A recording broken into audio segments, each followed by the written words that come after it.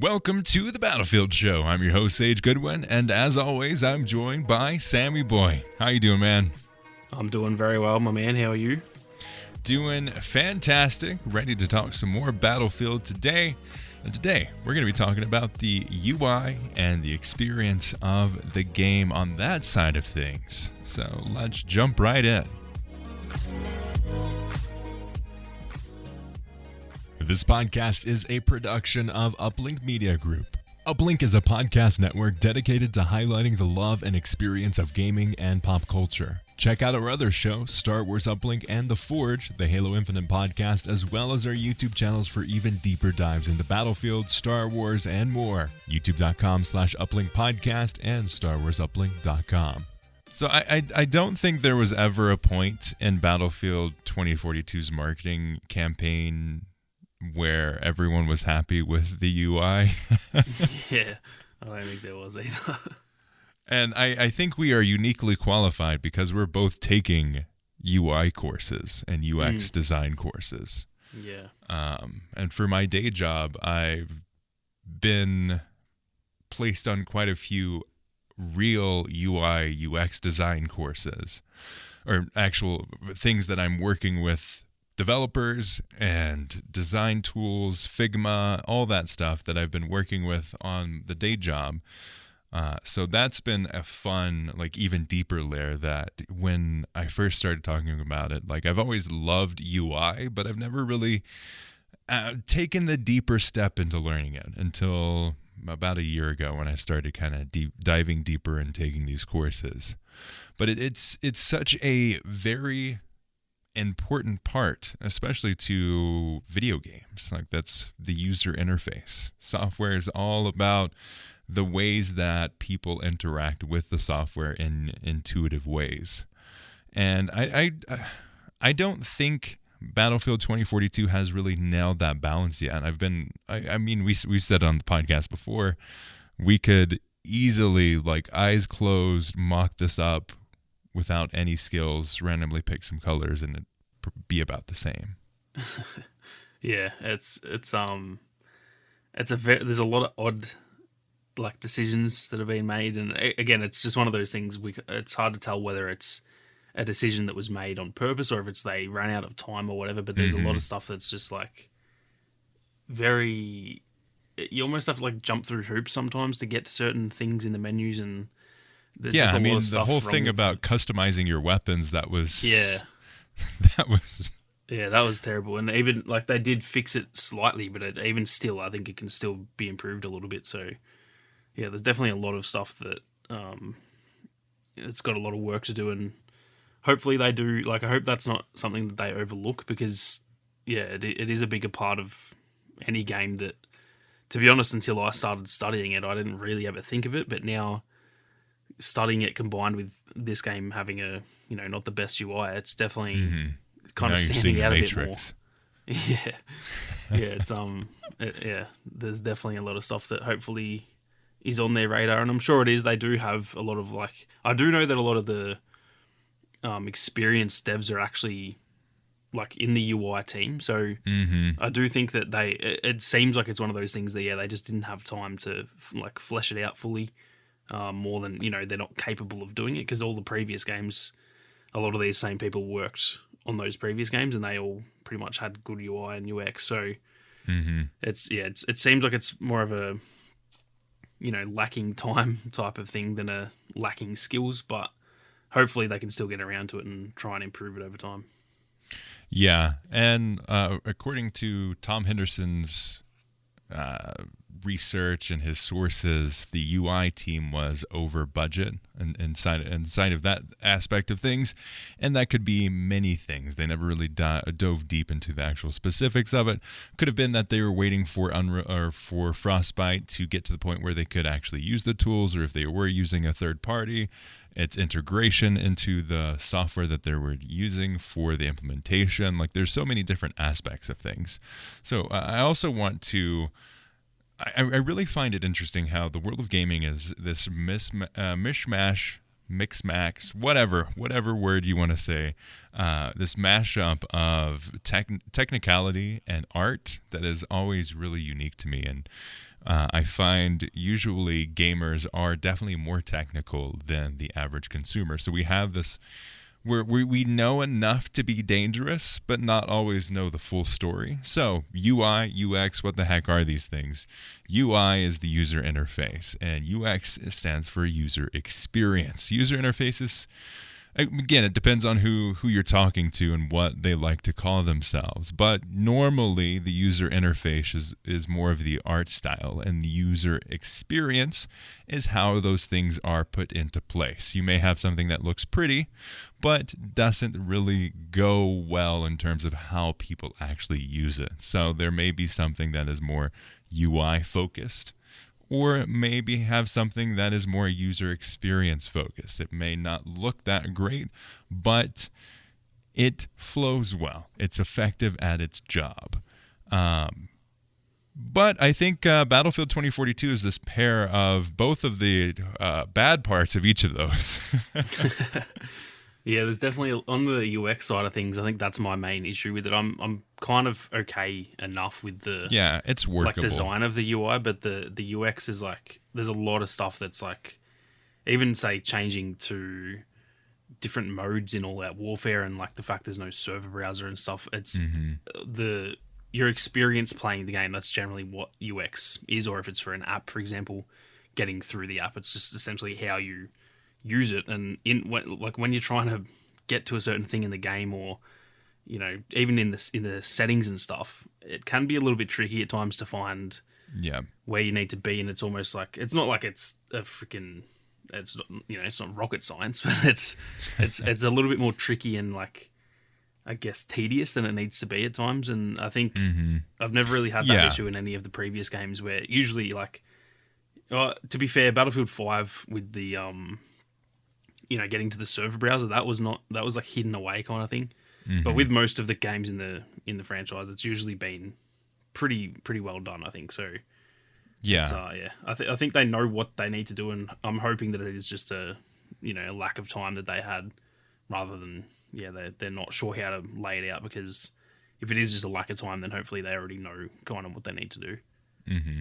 What would you say like is your biggest gripe around Battlefield 2042's UI and UX?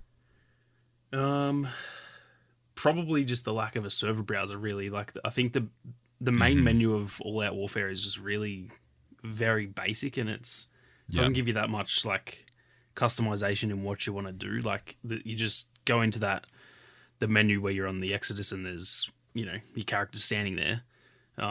Even stuff like you can't check your weekly missions, all that kind of thing. Like there's just a lot of those smaller things that they're all in the game, but they're not kind of like tied together, and you have to be in a certain spot to access one thing. But then if you're in the game, you can't access that thing. And even, for example, one thing that really annoys me is when you're in the game and you're alive, if you hold down start or whatever it is on whatever you're playing, it brings up the scoreboard. But when you die, if you press that button, it just doesn't do anything. It brings up like the options menu, and you cannot bring up your scoreboard. I'm not sure if it's the same on PC, because I know there's obviously more buttons, but on console, if you're dead, you can't check your stats or anything. And that's something that I find very frustrating, just because when I'm playing and trying to get footage, that's like a little tip that I kind of use to, if I die, I check my score, not to, because I don't really care how well I'm doing, but I do it to like, when I'm editing through, to know how many kills I just got in that life, and then I can use that clip. Or if I didn't get a kill, I'll just, delete that little section. And so every single time I die, I'm checking my stats, but it brings up the options, and it's just like, that wasn't that way in previous games. Like if you're dead, you can still press the exact same button and it brings up the scoreboard. So just a lot of smaller stuff like that, I guess. But the big one for me is the lack of a server browser in All Out Warfare. Yeah, and I think that's another part of DICE's identity crisis through the past. Let's see, Battlefront 2015, about 8 years or something like that, close or seven, I think, around that time period. DICE has tried to move away from server browsers, and every time they've done so, they have hit the wall of feedback that says, hey, we like these things, we're used to it. It helps us find the most full maps in games, and also helps us to find the maps that we like and ones that don't have terrible ping. Super valuable things from a player standpoint, but they have been consistently stepping away from it for the last 7 years. And was it Battlefield 5? Did Battlefield 5 launch with it, or did it not? Because I remember something like they added it to one game. I remember they added the community matches, but I think it might have had a server browser at the start, but I can't really, like, when it launched, I didn't really play Battlefield 5 because it, honestly, the first like week I was like, nah, this isn't my game. And obviously, for you and me, you would know that that was like peak Battlefront 2 days, pretty much. So oh, yeah. I was just not playing it then, so I can't really remember. I know they did add the community games, as in like essentially private matches kind of thing, but not quite.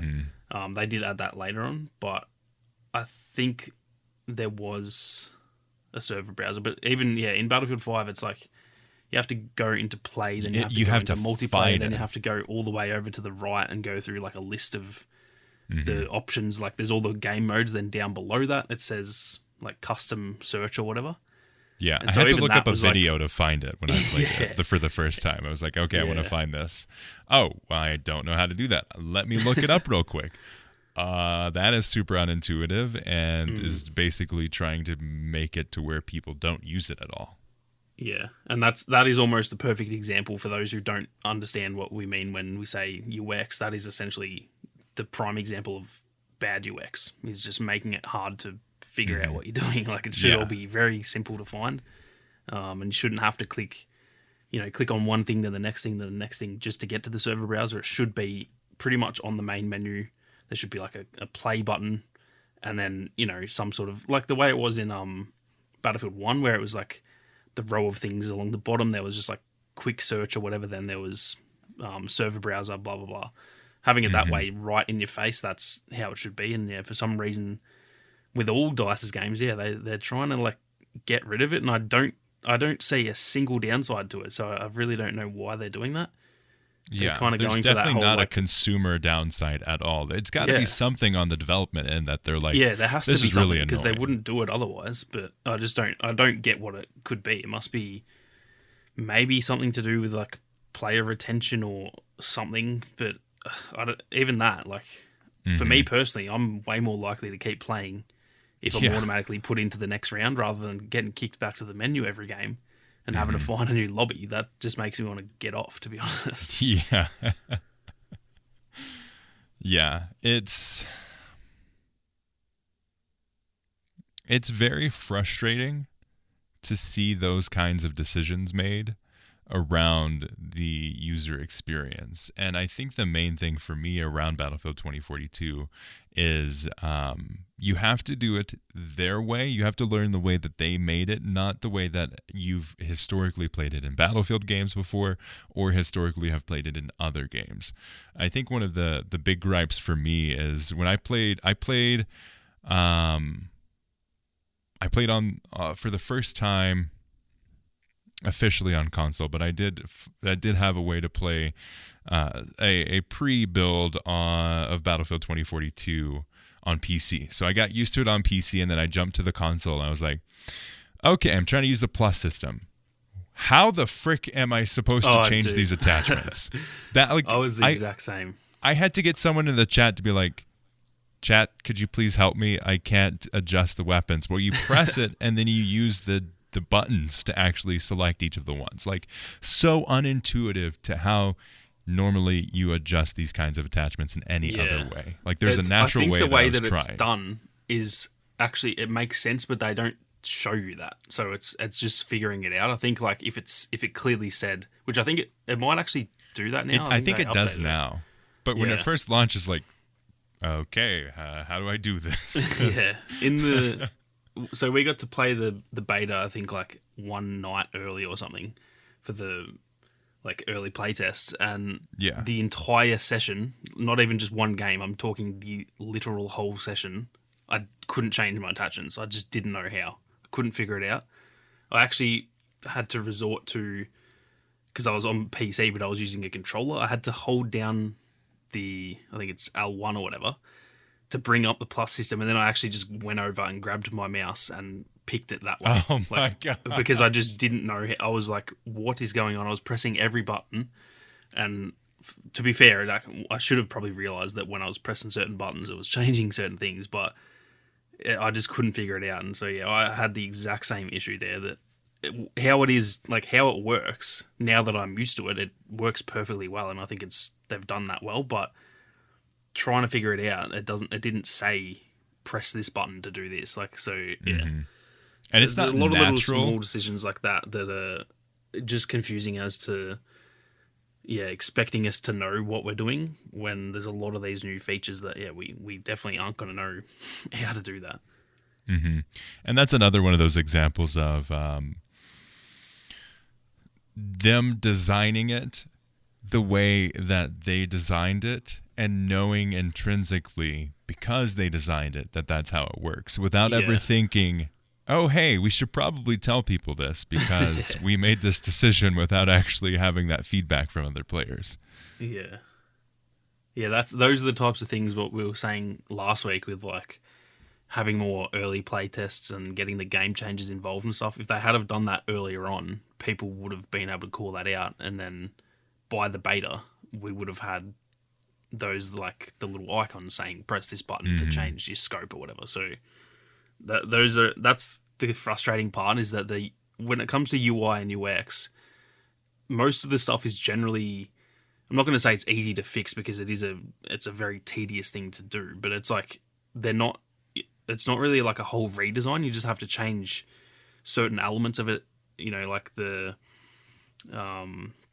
what's an example? Like the way that the searching for a game works, you don't have to redesign the entire thing. Just put a couple of extra buttons on your screen, kind of thing, saying click here for this mode, click there for that mode. Like a bit of feedback early on would have really helped, and you can kind of tell that they didn't get that, because, like you said, they knew what to do because they designed it, and then once we got it, it was like, okay, how do I play the game? Like, I don't know what I'm doing.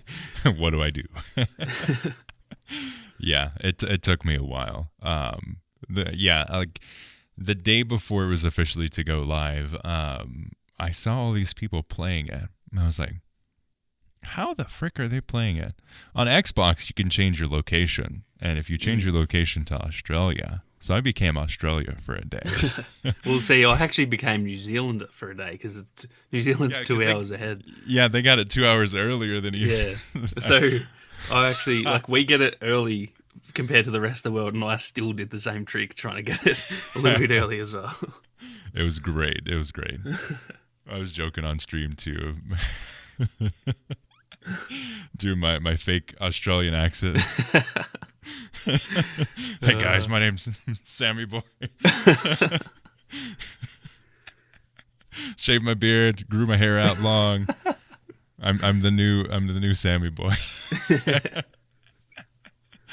Going back to kind of like the experience of it, I want to touch on my favorite word that they use to describe Battlefield 2042's and its features: legacy features. And these are things that are come to be known in the history books as the less necessary features that most other game developers should totally pick up and take away from their games, meaning you should not have a functioning scoreboard to see your placement in the whole of the lobby. You should definitely have do all of these things where totally doesn't make sense, because that's the future of game development. What are your thoughts on some of like the legacy features that I don't know what happened, and like what communication was missed to where they made these decisions where, hey, you don't think these people would make a scoreboard? Because I think that would have to be intentional, right? Yeah, I think, like, with this scoreboard thing, I personally think they just didn't. A lot of people think that was just like they left it out. I think the scoreboard that we currently have was just them trying to like put a new, as a new spin on it, and it just didn't work. It's not good. Like, I think it was more of an issue of them, trying to reinvent the wheel on something that just didn't need it. And I'd get that a big part of it is that there's there's 128 players in the lobby, plus the whole thing of, it seems like they are trying to go away from like seeing other people's deaths, because then people, be toxic and whatever they want to say. It seems like those kinds of decisions went into why they went this way, and at the end of the day, it just didn't work. And the whole thing with like trying to hide people's stats so that their whole motto seems to be like, you should only be able to see your stats and not everyone else's. And it's like, why though? Because people who are going to be toxic, they're going to be toxic regardless if they can see my stats or not. If I'm going to get an abusive message, I'm going to get it regardless. It doesn't matter. Like, them removing the scoreboard doesn't do anything. So, good on them for trying to reduce toxicity and stuff. I'm all for that, but that's not the way to do it, and I don't think it makes any difference. And I think that's where most of the issues with the scoreboard came in, is they're trying to put you just so you can only see your squad, so it's more of like a, hey, here's how we're doing and no one else matters kind of thing. It just didn't work. It was just a bit of a leap of faith that just didn't pan out, and at least they are willing to be like, okay, that was kind of not that good, let's redo it. Yeah. And also, I think it's hilarious that they intentionally, they originally weren't going to have voice chat truly enabled, and you still don't have all chat. But even in the chat, you have your team's chat. But like, there's this huge, again, talking about the identity crisis of DICE and Battlefield as a franchise, they may have this identity or this motivation to have a non-toxic community, and putting all these features to help get away from that. But like, if I'm walking around and like I want to text, or I see a word that is bleeped out in the chat, and then as I see that word, which is a swear word, bleeped out in the chat, I hear McKay swearing like a sailor. Yeah. Like, it's very odd. I don't get that at all. Oh, you can have this character, which I can't control whether or not he actually says these voice lines. I'd love to be able to turn them off. He can say it, but like, actual humans can't. I'm all for removing, racism and all that. Anything that like shouldn't be said, 100%, that's fine. But literally, if someone just says anything, any kind of swear word, and it's like banned, that's just like, is that really necessary? It should be a global decision that you have the choice to make. Yeah. If you don't, if people get offended, like, I don't reckon there's ever been someone who's seen that in the chat and been offended and be like, oh my god, he just said. Also, the game is rated M for mature. Yeah, and again, like you just said, if they're offended by someone in the chat writing it, and then their character literally yells it, like, probably just don't play the game if you're offended by that, to be honest. It's just a noise someone made. Like, most swear words don't even mean anything. They're just yelling, like, for the sake of it. So yeah, I really don't get that. I'm all for, like, banning the N-word and all that. That's completely fine. But when it comes to just regular swearing, like, come on. We're not... This isn't freaking My Little Pony. This is Battlefield. Like, yeah, it's Battlefield. And historically, it's always been that way. And I think if they are going to make that decision, it should be something that is controlled by the player to see. I think for sure, if it's not there on default, perfectly fine. But I think you should have at least that choice when you boot it up. And I totally think you should be able to turn off the freaking voice lines, because there's this 100%. huge, not even just from the annoyingness and the total, like, just completely different tonal shift that they add to the experience. But if you're gonna mute it in that way, if I'm someone who doesn't want excessive swearing in my game, I should be able to control that. Yeah, if you're gonna 100%. If they're if gonna you're do gonna it in make one that decision, side of the game, yeah. you've got to leave it open to people to choose to do that for the whole game. It's just weird. It's kind of the whole thing.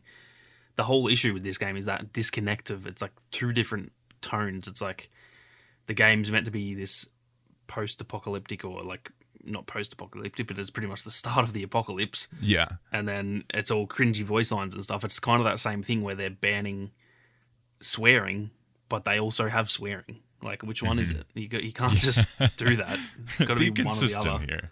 Yeah, it's fine or as long give as you're people consistent. the choice to do it themselves. Mm-hmm.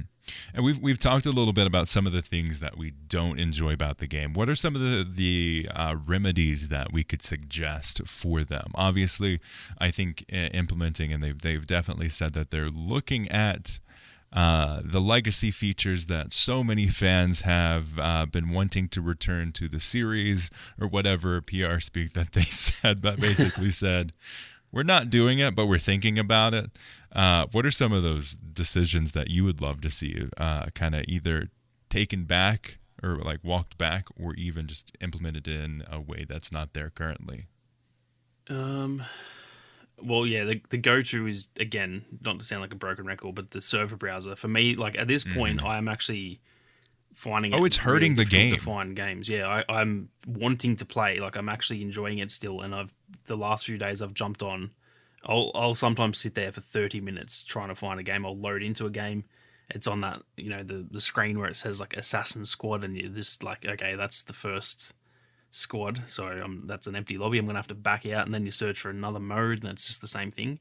If they have a server browser, it's not gonna bring people back, but at least all the people can congregate to the same lobby. So yeah, that's my number one issue, because it's in a place like Australia, and there'd be so many other places out there that just don't have a big player base.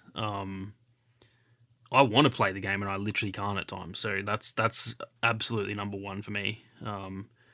And then, yeah, just pretty much all of the legacy features, really, like the voice chat. I know that they said that they did kind of preface by saying it's just not ready for launch, so I'm kind of a bit more forgiving on that, because they're obviously having struggles. It's not like it's the choice that they're like, no, we don't want it.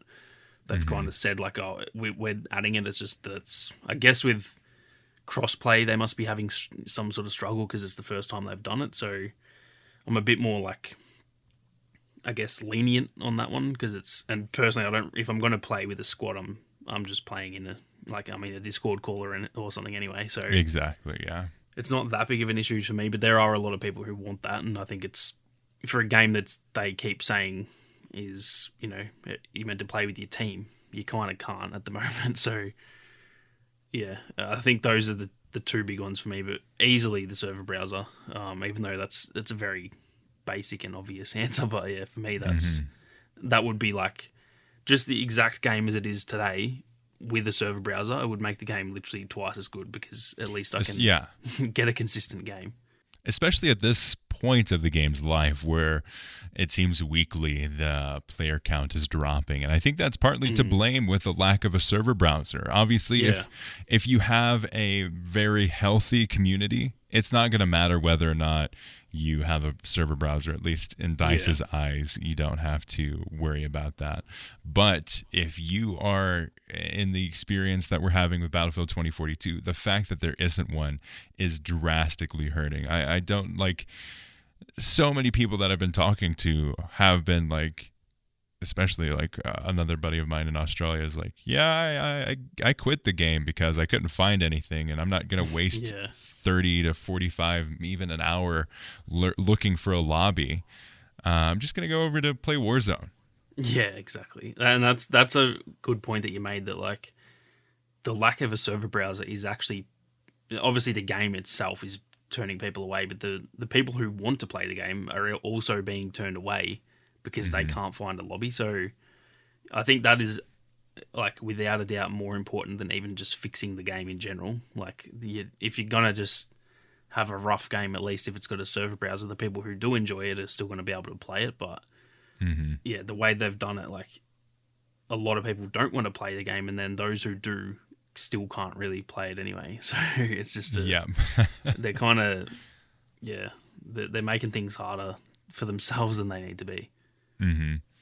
And I think for me, something that I would love to see them adjusted is, or even just kind of a direction that they should or could take. I would love to see them go forward and have that more of a mindfulness of the past experiences, and rather than saying, oh, well, that's what it was done before, we're going to completely reinvent the wheel and we're going to do it this way because this is what we think is right. We're going to do something super innovative and it's going to be great. Don't do that.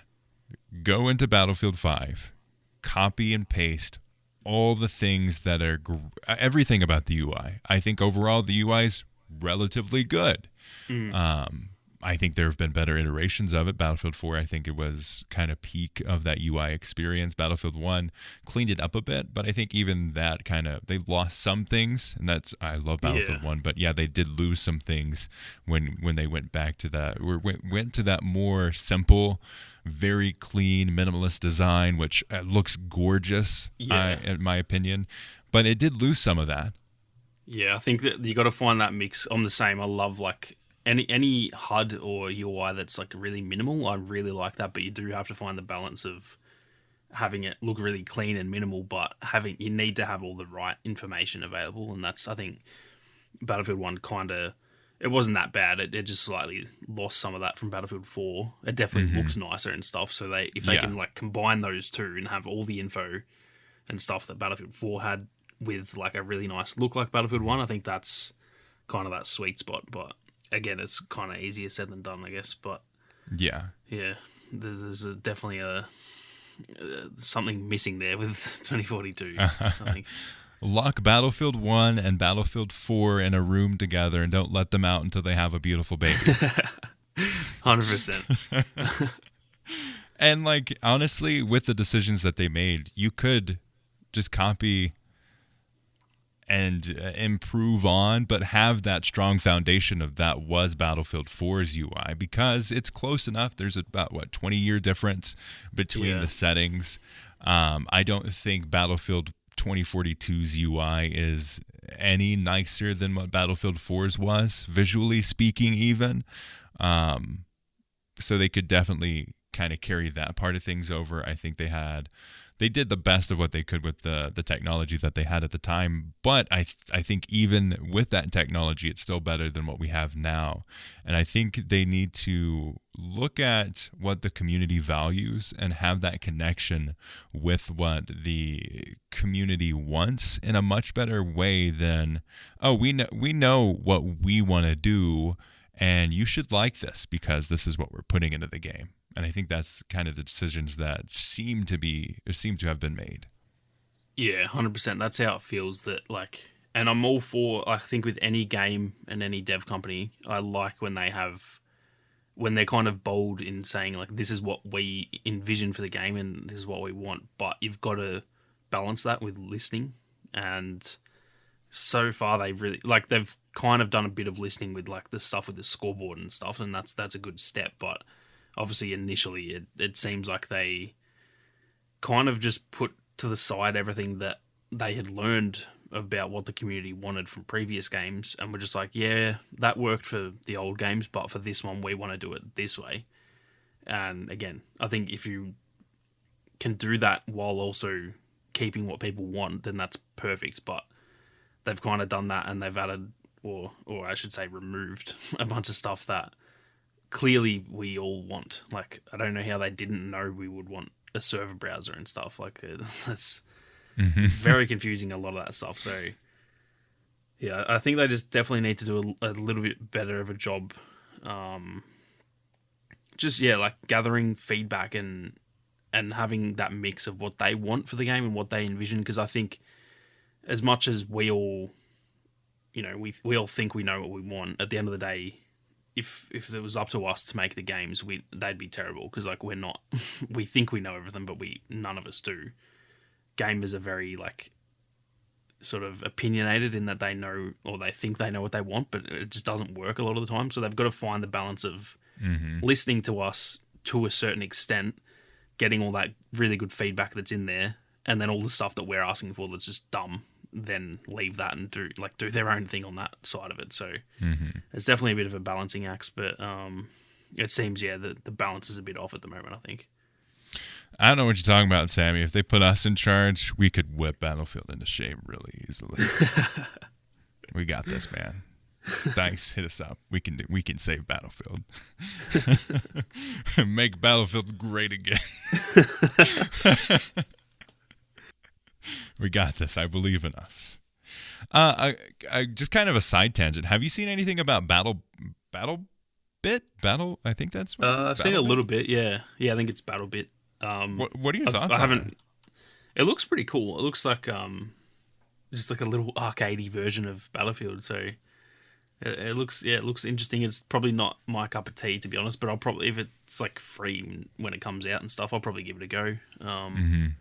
But yeah, I think it's like it won't last too long, if that makes sense. I don't think it's going to be some big, super popular game, but I'm sure it'll have a big spike because it looks like it has a lot of the stuff that is missing from this game, kind of thing, that I think a lot of Battlefield fans will be like, oh damn, I might go give that a crack for a couple of weeks and sort of hit the nostalgia a little bit, because it looks like it's just incorporating all the the previous stuff that we love from Battlefield in a sort of like a little arcadey way. So yeah, I think it's definitely pretty interesting. I've been sent this by a few listeners of the podcast and some friends of mine, and they hopped on it. They were able to get an early access, and they greatly enjoyed it. It looks super fun, like, honestly, and it has a lot of the good value of those past Battlefield games, and it has really good map layout. Which is surprising considering it's like little blocky guys running around and shooting each other. Yeah. I don't know when it's supposed to come out, but it's let's see. It's I know an they early just access. had another like early access I think it was like last weekend maybe. That just ended the other day. So yeah, that was like the most recent thing that I saw from it. And yeah, it definitely looks like a good bit of fun. I'll have to give it a crack eventually.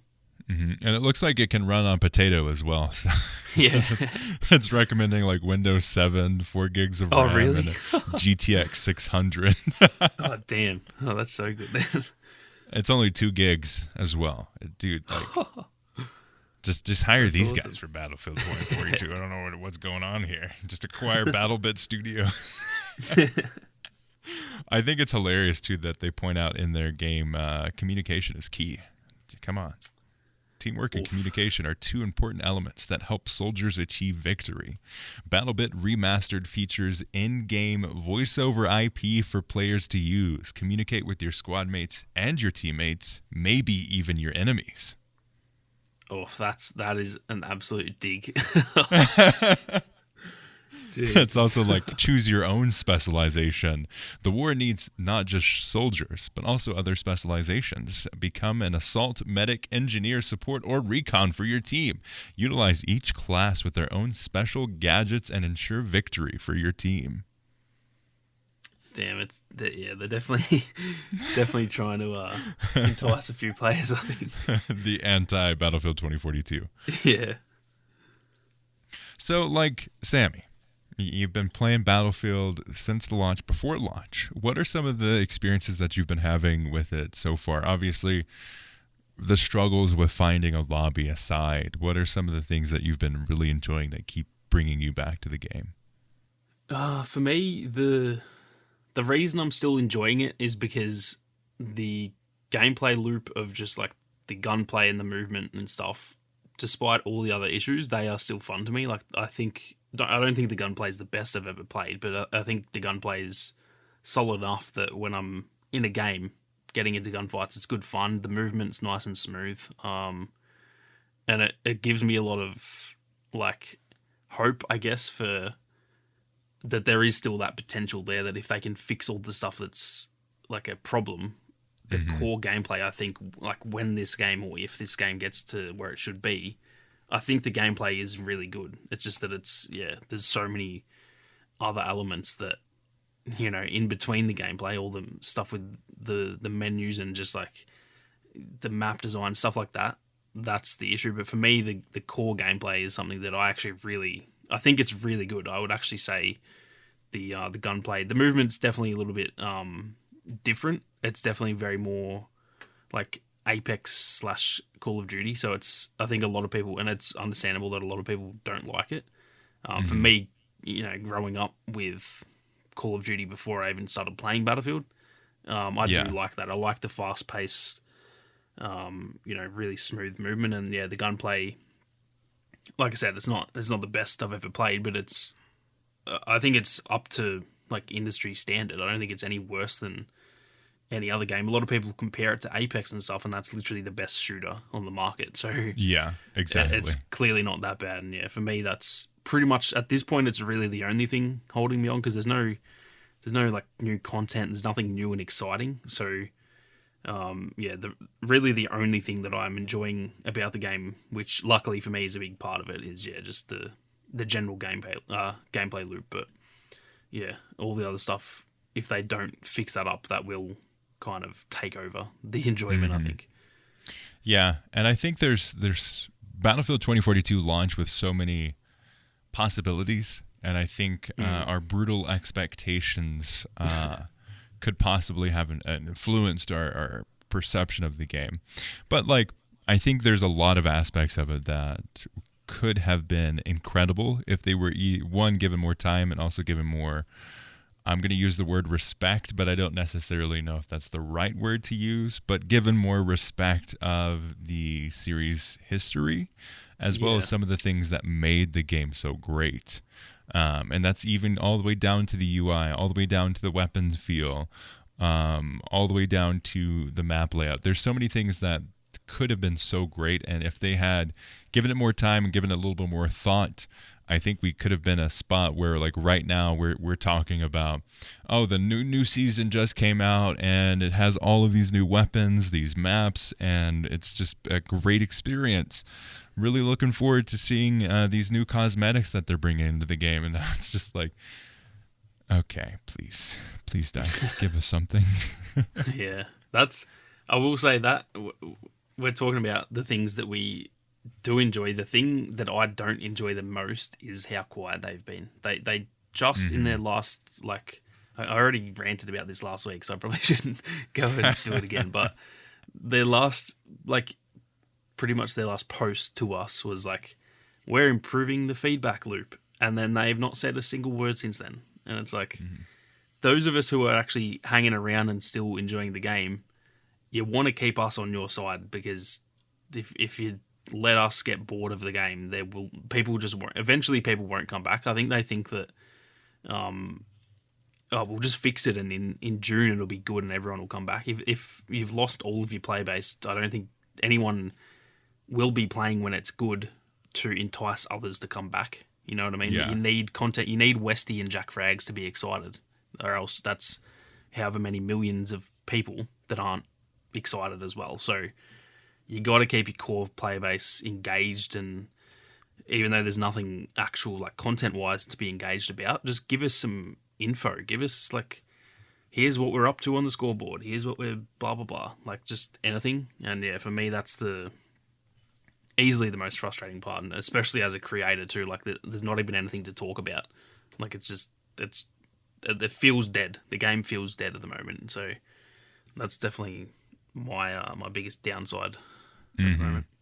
Yeah, I think the big thing is that they are showing us that they have learned nothing, because they're continuing business as usual, and what everyone expects to happen is they're going to say this thing, they're not going to really do the thing that they said they're going to do, and eventually they come back and they're doing mostly the same issues, or there's new issues. That's how it historically has been. Yeah, and I think that's DICE's biggest. We're gonna do better, their guys. Fatal really? flaw No. is that that they've kind of lost that trust of. In all the previous games, we were all saying they do launch rough, but they generally get better, and we all believed it. And with this one, it's getting hard to believe that this one will get better, because they're not showing us. They've done nothing. They've literally done nothing. It's been out for. We're about to head into the 5th month. Oh, and it's nothing's happened. They've fixed the bloom. What else did they do? That's pretty much it, actually. Is there anything else big? I feel like I'm missing. There was something somewhat decent that happened. But I can't They remember moved it, so it mustn't have been that the big. capture points, which was a big thing True. in terms of the gameplay loop. Yeah. The first month, that's the thing that's weird. December was great. Seriously. I thought that was fantastic, and it just has gone since then. I don't know what changed, but that first month we got an update every week, and every single update fixed like everything they said it was going to fix. It fixed it, other than like the loadout bug. But I don't know. That's the frustrating part. If it started rough and it was rough the whole time, I think I'd be kind of like used to that. I forgot because about that. because they like gave us some hope there. I remember we were talking in the first couple episodes after it launched, and we were like, damn, the game's rough, but like this is really promising, and that promise is gone. Like there's no faith at the moment, because it's been essentially 2 months since we've had a good update, and in the month before that we got 4. So it's like, it seemed like they were turning a corner.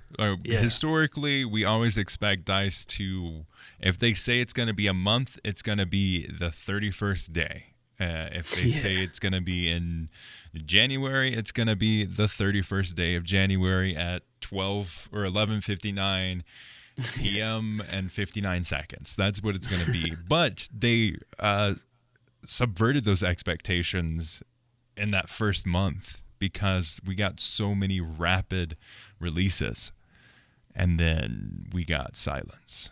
And it's, I think for me that's the most frustrating part about the communication, is that they have literally we're in the end of Feb, so that was essentially 2 months ago was Christmas, right? So pretty much 2 months ago they were showing us really good signs, and then since then, and I'm all for them like going on holidays and stuff, so I expected there to be a slow period, but we're still in that slow period, and it's nearly March. Like it's not Christmas anymore, boys. Wake up.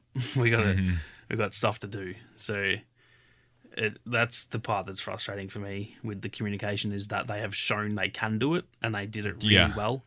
And I don't expect an update every week. I don't expect them to fix the game next week, but like just show something. That's all I'm asking, because right now it's looking grim, and I'm one of the most like overly positive people towards pretty much anything that I enjoy, but it's looking it's bad when Sammy and Lassie are about to jump ship. It's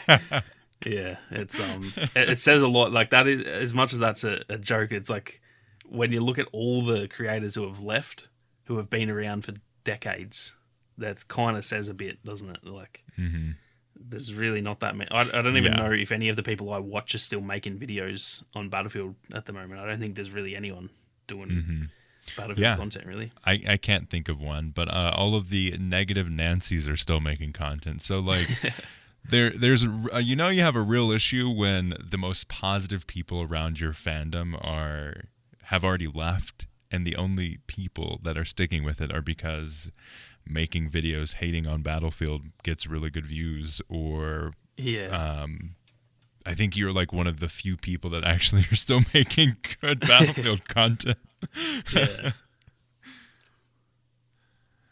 It's a rough time in it, but I'm interested to see.